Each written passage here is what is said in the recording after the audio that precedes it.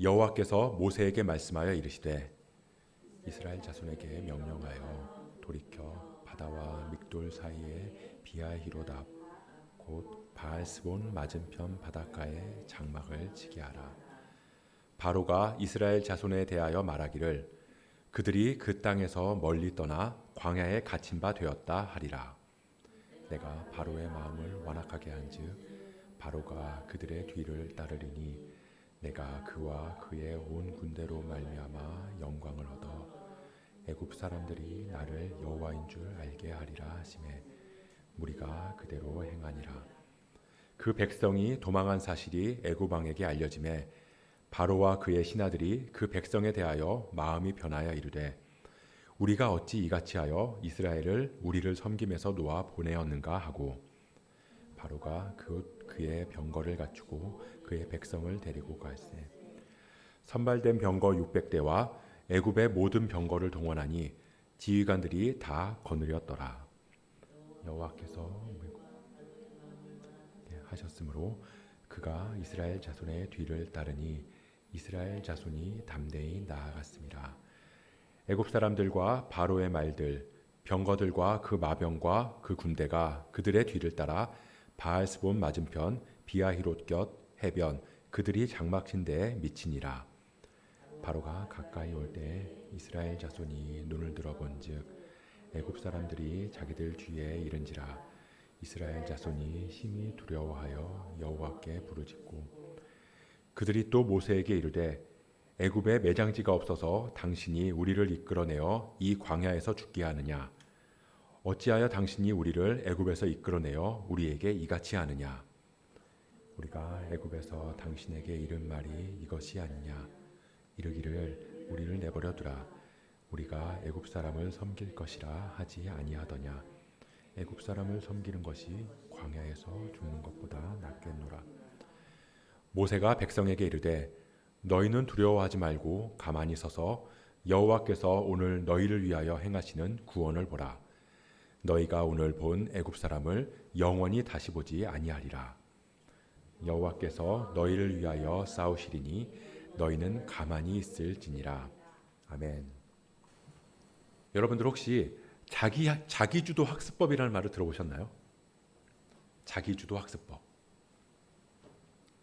뭐 광고에서도 그렇고요. 뭐 학원이나 학습지, 문제집 같은 데 보면 자기주도 학습법을 위한 공부법 뭐 이런 문구들을 많이 본 것 같아요. 그래서 그 진짜 정의가 뭔가 싶어서 한번 찾아봤는데요. 이 교육학 용어 사전에는 이렇게 나오더라고요. 학습자 스스로가 학습의 참여 여부에서부터 목표 설정 및 교육 프로그램의 선정과 교육 평가에 이르기까지 교육의 전 과정을 자발적 의사에 따라 선택하고 결정하여 행하게 되는 학습 형태. 분명히 다 한글인데 뭔 말인지 잘 모르겠어요. 그래서 이렇게 가만히 생각해 보니까 이 자기주도 학습이라는 게 이런 거인 것 같더라고요. 뭐 말이 어려워서 그렇지 한마디로 말하면 알아서 공부한다. 그거죠. 근데 뭐 다들 아시겠지만 스스로 알아서 공부하는 게 어려울까요? 어려울까요? 어렵죠. 굉장히 어려워요. 그래서 이 자기주도 학습법에는 알아서 공부하기 위해서 스스로 동기부여까지 할 수 있는 걸 포함하고 있다고 해요. 그 용어 사전에서 설명을 보면 자기주도 학습법은 학습의 목적이 철저히 개인의 성취감에 있다고 하더라고요. 그러니까 내가 왜 공부를 해야 하는지 그 방향을 잡고 그래서 목표를 설정하고 계획을 세우고 그래서 실행을 해서 성취감을 느끼고 그리고 그 성취감이 다시 나에게 동기부여가 돼서 또다시 목표를 세우고 계획하고 실행하게 하는 한마디로 그냥 점수를 잘 받는 공부나 시키는 거 잘하는 공부랑은 차원이 다르다는 거예요. 가장 중요한 게 공부라고 하는 그 안에 담긴 의미를 알아야 한다는 겁니다. 여러분들은 잘 모르시겠지만 저는 제가 그랬기 때문에 잘 알아요. 공부 못하는 학생들의 특징이 있거든요. 그게 뭐냐면 시키는 거 아니면 뭘 해야 할지 모른다는 거예요.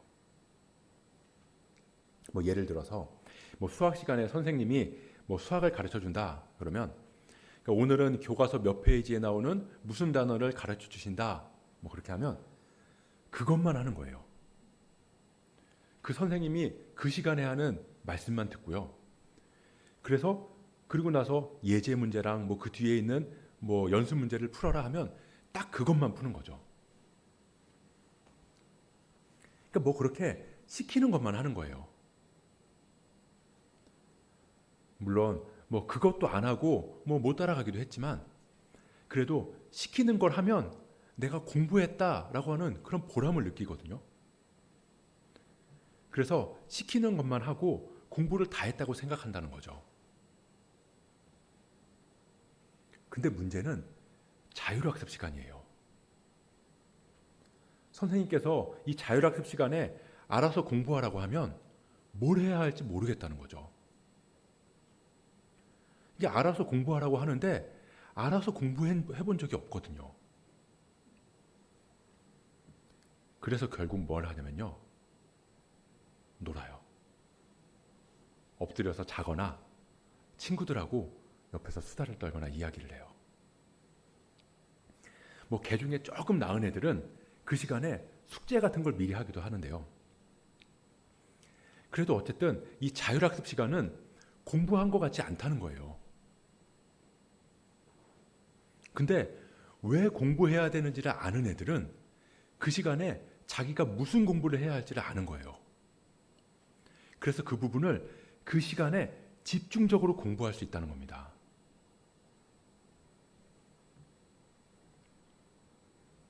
이 이스라엘 백성들이 애굽을 나왔어요.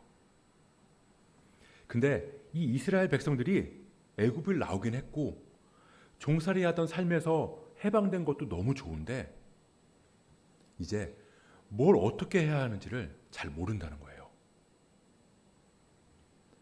약속의 땅을 간다고 하니까 가는데 그냥 가는 게 중요한 거죠. 모세가 앞에서 이끌어 주니까 그냥 따라가는 거지 왜 굳이 그곳을 가야 하는지 그 안에 담긴 의미가 뭔지는 아직 잘 모르고 있다는 겁니다. 우리가 지난주에 살펴봤듯이 애굽에서 광야를 가로질러 가면 이 약속의 땅까지 일주일에서 열흘 정도면 간다고 그랬잖아요. 근데 하나님께서는 그 길로 가다가 이스라엘이 블레셋하고 싸우게 되면은 애굽으로 돌아갈까 해서 그 길을 광야로 돌리셨어요. 그러니까 이스라엘 백성들은 그런가 보다 하고 따라간 거죠. 근데 이번에는 그 길을 다시 또 돌이키라고 말씀하세요. 오늘 본문 2절을 한번 볼까요? 이스라엘 자손에게 명령하여 돌이켜 바다와 믹돌 사이에 비아히로답 곧 바알스본 맞은편 바닷가에 장막을 치게 하라. 이 블레셋이랑 전쟁이 날까봐 길을 아래로 돌리시는 건 이해하겠는데 그 길을 다시 애굽 쪽으로 다시 돌리라는 건 이해가 안 되잖아요. 게다가 바닷가에 장막을 치라고 명령하시는 거죠. 이 바다와 믹돌 사이에 비아히롯이 여기가 어딘지 아무도 모르고 학자들도 몰라서 얘기하는 게 다 다르더라고요. 그래서 거기가 어딘지 잘은 모르지만 아무튼 홍해 바다 앞으로 가게 하신 거죠. 홍해 바다 앞으로. 이 이스라엘이 애굽을 나오긴 했지만 아무리 그래도 이 도망쳐 나오듯이 급하게 나왔잖아요. 그러니까 조금이라도 더 멀리 애굽에서 떨어지는 게 안정적일 수 있다고요. 근데 너무 애굽 근처에 민기적거리고 있다는 거죠. 심지어 바닷가에 장막을 치고 주저앉아 있다는 거예요. 그러니까 바로가 볼 때 그 모습이 어땠냐면 그들이 그 땅에서 멀리 떠나 광야에 갇힌 바 되었다. 이 바로가 보기에도 얘들이 나가더니 여기가 어딘지도 모르고 길을 잃고 헤매는 것처럼 보였다는 거예요. 그러고 나니까 바로가 다시 이스라엘을 잡으러 쫓아올 마음을 품어요. 여기서 하나님께서 이 바로의 마음을 완악하게 하셨다라고 표현하고 있는데요. 이건 이 바로는 그런 마음이 전혀 없는데 그냥 하나님께서 그 마음을 막 충동질해서 완악한 마음을 먹게 하셨다. 이게 아니에요. 이 하나님께서 하나님의 뜻과 하나님의 의도를 충분히 보이셨음에도 불구하고 그 하나님을 거부했다는 겁니다. 그게 완악함이라는 거예요. 이 로마서 1장 19절을 보면요. 바울은 이렇게 말하고 있어요. 이는 하나님을 알만한 것이 그들 속에 보임이라. 하나님께서 이를 그들에게 보이셨느니라. 그러니까 하나님께서 모든 천지 만물을 통해서도 이 하나님을 보이시고 하나님의 섭리를 담아주셨다는 거예요. 게다가 바로한테는 이 10가지 재앙을 통해서 하나님이 누구신지에 대해서 계속 알리셨거든요. 근데 바로는 그걸 보고 알면서도 계속 거부한 거죠. 의도적으로 거부했다는 겁니다. 이 로마서를 이어서 보면 하나님을 알되 하나님을 영화롭게도 아니하며 감사하지도 아니하고 오히려 그 생각이 허망하여지며 미련한 마음이 어두워졌나니. 하나님을 알지만 하나님을 영화롭게 하지도 않고 감사하지도 않고 오히려 그 마음을 더 어둡고 허망한 곳으로 몰아가는 미련함을 계속 붙잡을 때 하나님께서는 그런 마음을 내버려 두셨다라고 말씀하세요. 그게 완악하게 하셨다는 거예요. 이 바로가 나는 착한 마음을 갖고 싶어 이렇게 생각하고 있는데 하나님께서 내가 너는 악한 캐릭터로 만들었어. 그러니까 내가 너한테 악한 마음을 넣어줄 거야. 이래서 완악해진 게 아니라는 거예요. 하나님은 끊임없이 하나님이 누구신지 하나님의 뜻이 무엇인지를 알리셨는데 바로는 그걸 알매도 불구하고 어둡고 허망한 마음을 붙들었다는 겁니다. 그리고 하나님은 그 마음을 내버려 주셨다는 거예요. 왜 사랑의 반대말이 미움이 아니라 무관심이나 포기라고 하잖아요. 제가 어렸을 때 이 어머니가 저를 좀 그냥 내버려뒀으면 좋겠는데 막 이런 생각이 많이 들었거든요. 그냥 나도 클 만큼 컸고 이제 생각할 것도 다 생각할 수 있는데 내가 알아서 잘할 수 있을 것 같은데 너무 잔소리를 많이 하시는 것 같은 거예요. 제가 고등학교 때 이 오토바이가 너무 타고 싶어가지고 이 어머니한테 오토바이를 사달라고 조른 적이 있어요. 근데 안 사주시더라고요. 그래서 그럼 내가 아르바이트를 내서 돈을 벌어서 내 돈으로 사겠다. 그렇게 말씀드렸는데 그것도 안 된대요. 아무리 사정을 해도 이 말씀을 드리고 해도 안 돼가지고 결국 저의 오토바이에 대한 로망은 거기서 접혔습니다. 근데 그때 만약에 저희 어머니께서 그래 네가 그렇게 원하니까 어쩔 수가 없다. 내가 그냥 지는 셈 치고 그냥 네가 원하는 대로 해라. 혹시 그러셨다면 지금 제가 어땠을까요? 지금 이스라엘의 상황을 보면요. 경로가 이상하게 꼬인 것 같아요. 가까운 길 놔두고 막 아래쪽으로 방향을 바꾸더니 다시 돌아서서 애매한 곳에 장막을 치고 있고요. 뒤돌아보니까 바로는 마음이 완악해져서 죽이겠다고 쫓아오고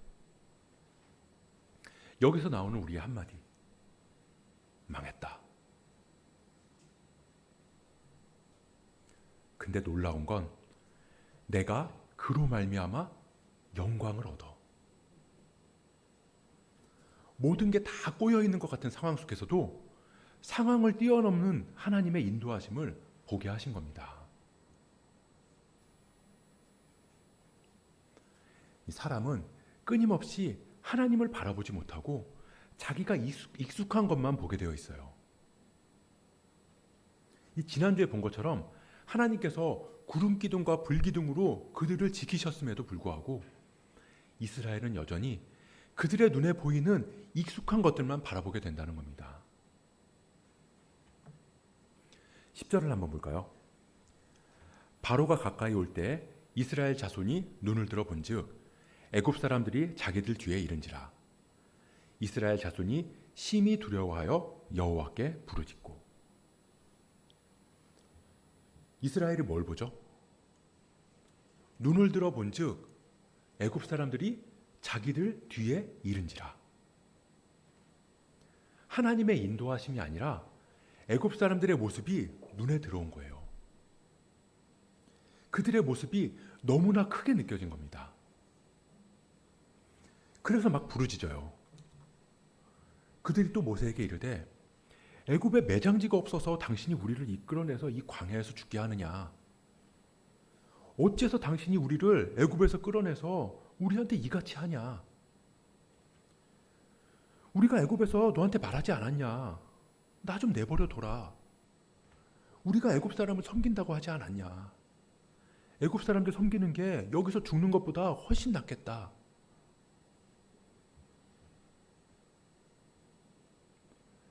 이 이스라엘 백성들이 애굽을 나왔습니다. 종살이도 너무 힘들고 고됐는데 이제 그 지긋지긋한 일 그만해도 된다고 하니까 모세를 쫓아서 나왔어요. 하나님께서 약속의 땅으로 인도하실 거라는 말만 듣고 모세를 따라 나선 거예요. 근데 왜 그 땅을 가야 하는지, 그 안에 담긴 의미가 뭔지는 아직 몰라요. 그러다 보니까 두려움이 몰려오는 현실 앞에서 오히려 애굽 사람들을 섬길 때가 더 좋았다고 하는 그런 원망의 말을 쏟아놓는 겁니다.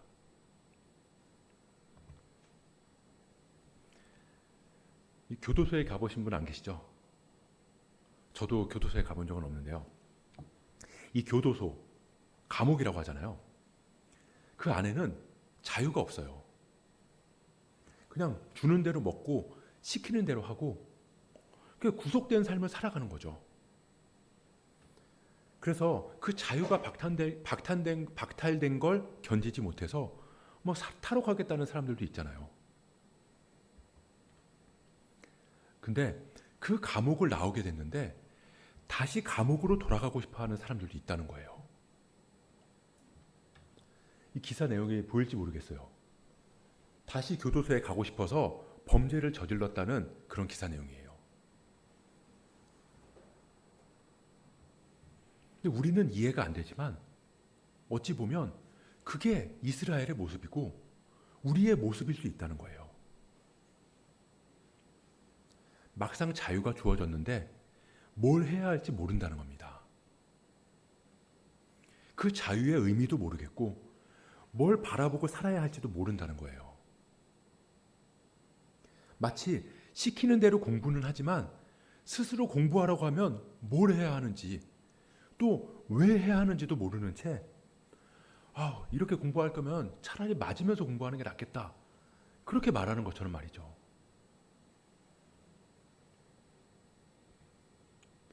이 이스라엘 백성들이 430년이라고 하는 기간 동안 애굽의 종살이를 하면서 그 부르짖는 소리가 하나님께 상달됐다고 할 정도로 고통스러웠는데 막상 하나님께서 그들을 구원하셔서 하나님의 약속의 땅으로 인도하실 때 눈앞에 두려움이 몰려오니까 무너지고 좌절하더라는 겁니다. 다시 애굽으로 돌아가고 싶다는 마음을 갖게 된다는 거예요.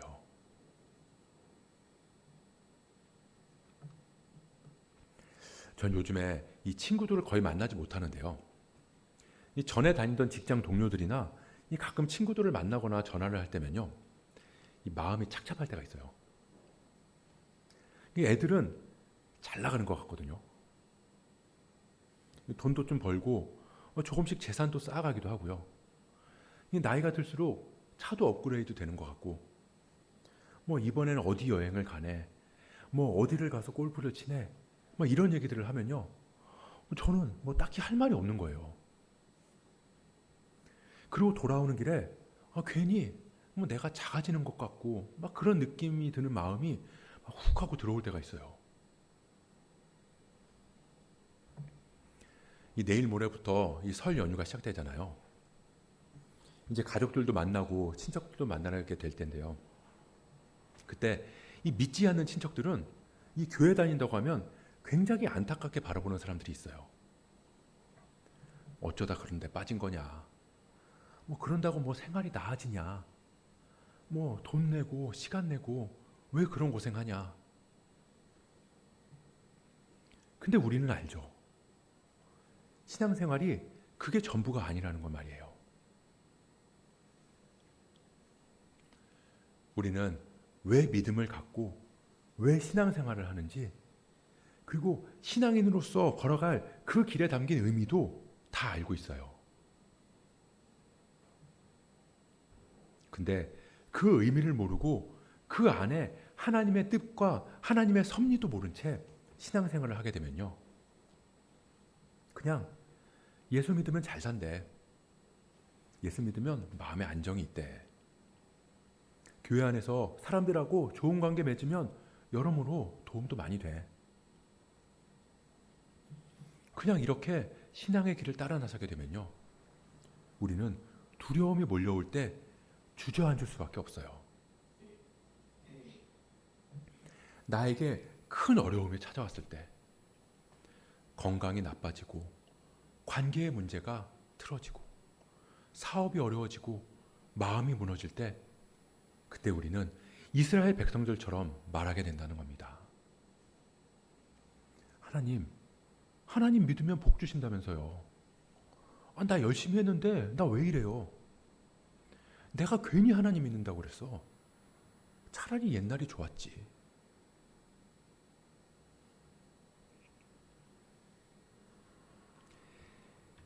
이스라엘 백성들이 눈을 들어서 보니까 애굽 사람들이 병거를 몰고 자기들 뒤까지 바짝 추격해 오는 거예요. 그래서 이스라엘이 두려워했어요. 우리는요, 우리 눈을 들어서 보면 세상의 것들이 보일 수밖에 없어요. 그리고 그것들이 우리 눈에 들어오면요, 두렵고 걱정되고 우울해질 수밖에 없어요. 근데 모세는 이렇게 말합니다. 너희는 두려워하지 말고 가만히 서서 여호와께서 오늘 너희를 위하여 행하시는 구원을 보라. 너희는 두려워하지 말고, 두려워하지 말라고 두렵지 않은 건 아니잖아요. 두려워하지 말라는 건 두렵지만 그 두려움에게 나를 내어주지 말라는 거예요. 두렵지만 가만히 서서 여호와께서 오늘 너희를 위하여 행하시는 구원을 보라. 우리가 우리의 눈을 들어서 보면 애굽의 병거가 보이지만, 우리의 시선을 하나님께로 향하면 하나님의 일하심을 볼 것이다. 하나님께서 행하시는 구원을 볼 것이다.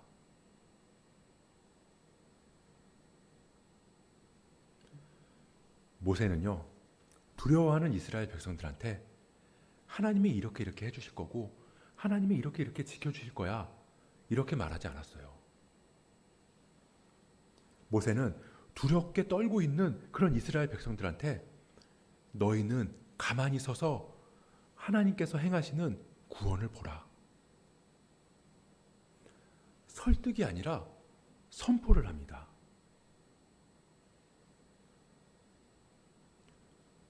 그러다 보니까 신앙은 우리의 기대와는 다를 수 있어요. 우리는 뭔가 대단하고 명확한 믿음의 결과물을 보고 싶어 하지만 하나님은 우리한테 믿음의 가치를 말씀하시는 거예요. 구원의 가치를 알고 믿음으로 따라와라. 그래서 우리는 주님을 따르면서 이런 기대, 저런 기대 가지고 있는데 왜 안 이루어주시는 거야? 그게 아니라 하나님의 목표와 방향은 저기에 있구나. 이걸 바라볼 수 있어야 한다는 겁니다. 그저 남들 따라가는 신앙생활이 아니라 왜 믿어야 하고, 왜 하나님 나라고, 왜 그곳을 가야 하는지, 왜 예수 그리스도이고, 왜 믿음이고, 왜 은혜인지 그 가치를 명확히 할 때 우리는 아무리 힘들고 어려운 고난이 온다 할지라도, 물론 두렵죠.